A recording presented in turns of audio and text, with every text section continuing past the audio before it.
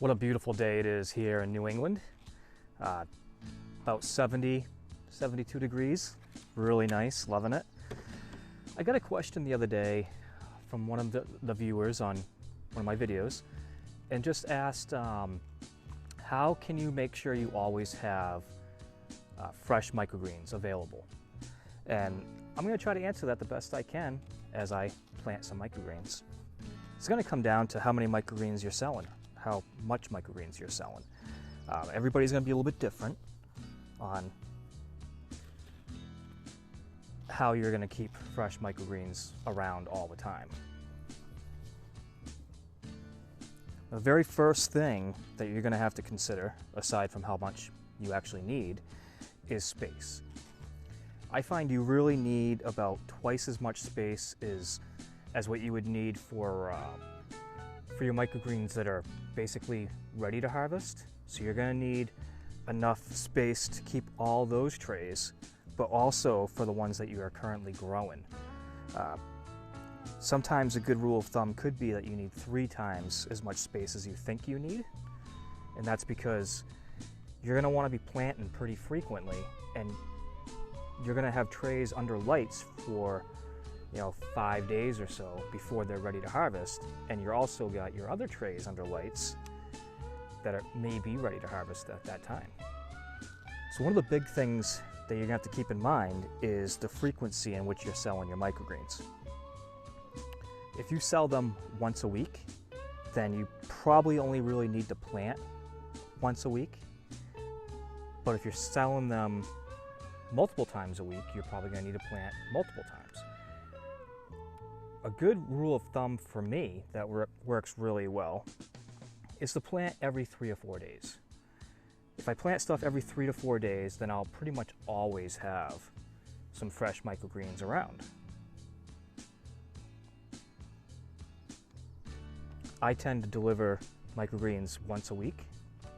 Really small operation for me. I've stayed at almost a hobby level. I haven't really tried to get very big. I've discussed it, but I never have gone down that route.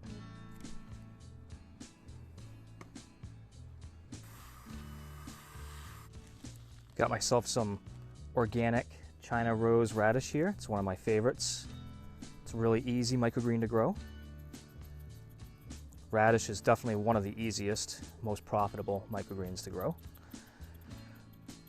Radish is one that it can be ready in 7 days. I tend to go closer to probably 8 to 9 days, but you can harvest at 7 if you want to. And for radish, you could plant this every 4 days and always have some around. Another thing to consider when trying to keep fresh microgreens around is how well the crop holds up to being grown for a long period of time. Some microgreens have a very short window of how long you can have them on the shelf before you really need to harvest them. Radish has a sort of a short window. By the time that they're really perfect, you've got maybe 1 more day, maybe 2 at the most, before you're really going to want to harvest them. Slightly overgrown radish is really still fine. It's just not going to look as good. The flavors may start to die off a little bit, but I haven't noticed a lot of that.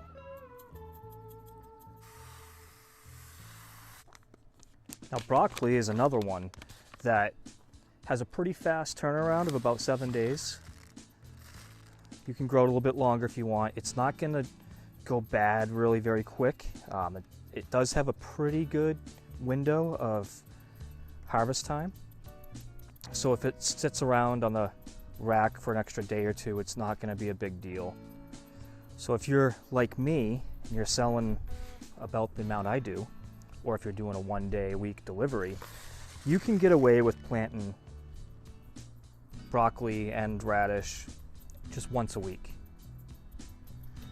But because of the time where it's not always a guarantee that you're going to be ready every 7 days, for that reason I try to plant every 3 to 4 days, just to make sure that I'll always have some that are ready. If I have to harvest them, a day or two before I'm going to deliver, I would rather do that than not have them be ready for when I need to make my delivery.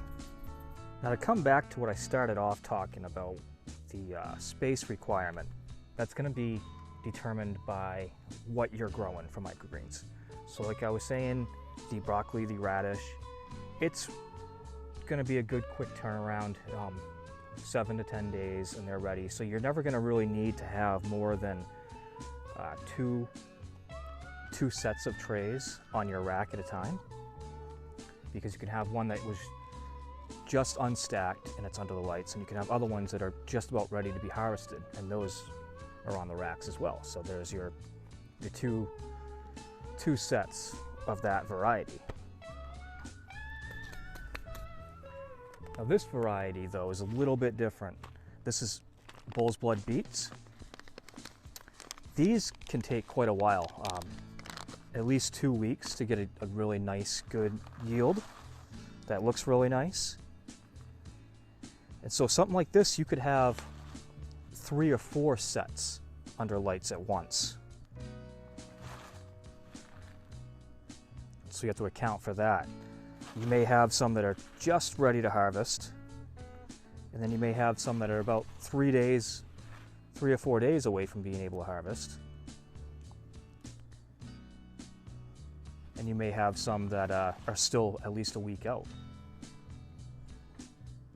Everybody's growing methods are going to be a little bit different.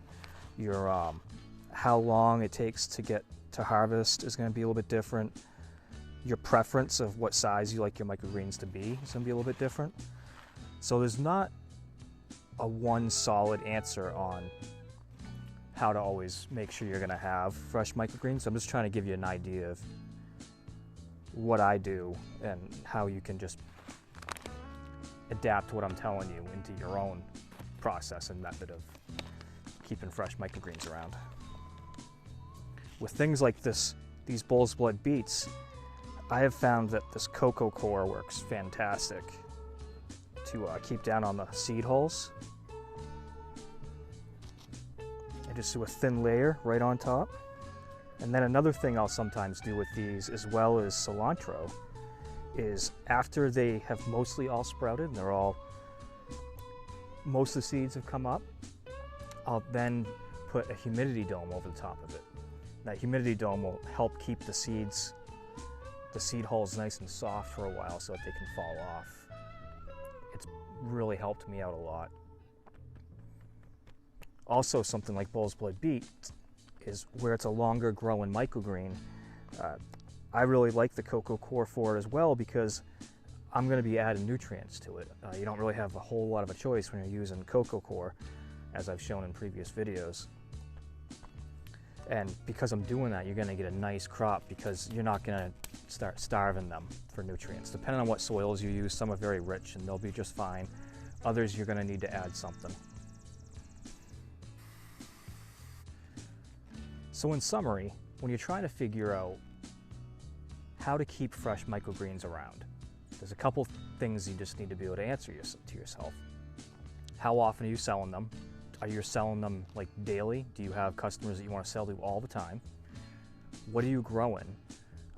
How fast the harvest time is, how long the window of harvest is by the time they're ready to harvest before you actually have to harvest, as in something like sunflower. Very, very particular.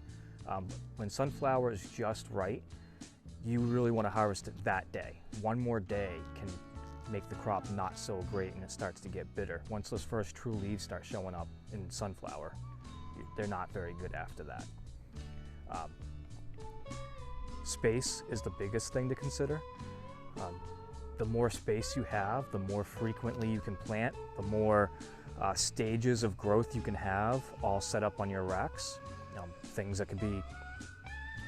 that maybe stay under lights for a couple weeks versus things that stay under lights for a couple days. There's going to be a big difference there in how much space you're going to need to make sure that you always have some that are close to being ready to harvest. In my experience, the best thing to do is try to make sure that you have too much available, if at all possible, if you have the room to do that. Because you can always eat it yourself. You can give it away. There's many uses for having too much microgreens. It's not really a big problem. The big problem is when you don't have enough. If you've made obligations that you're guaranteeing you're going to have something ready for a delivery, and you're going to be doing that as a scheduled thing every single week, then you're going to want to make sure that you meet those requirements and that you don't fall behind.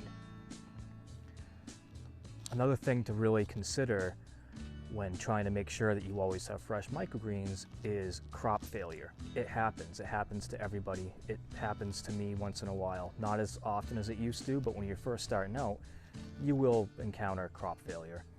Sometimes it can be you got a bad batch of seed. It could be maybe your soil changed a little bit, or maybe you're like me and you just tried something different, because I try something different all the time. It's just what I do. I like to do different methods, different soils, mediums, nutrients, whatever. So you have to account for that.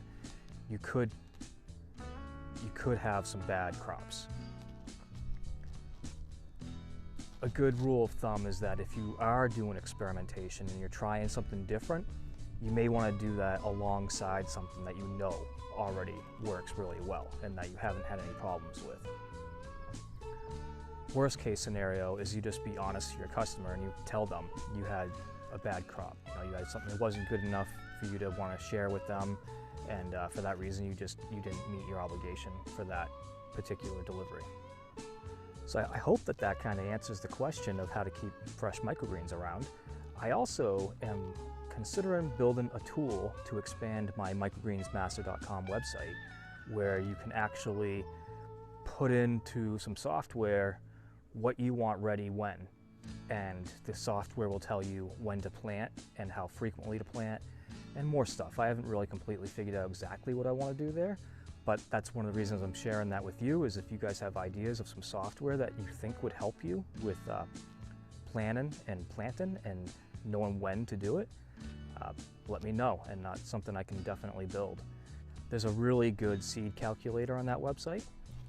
I think it's really good. I'm a little bit biased, but you can select the seed type that you want to grow, and it will actually automatically calculate for you how much to plant per tray in grams, how much to expect in yield from that tray in grams, and how much the seed actually costs you per gram or ounce of microgreen production. So it's a really handy calculator. It also really helps out with knowing how much to buy in seed, because you can select the seed amount that you're going to be purchasing, and it will automatically recalculate how much your seed cost per production.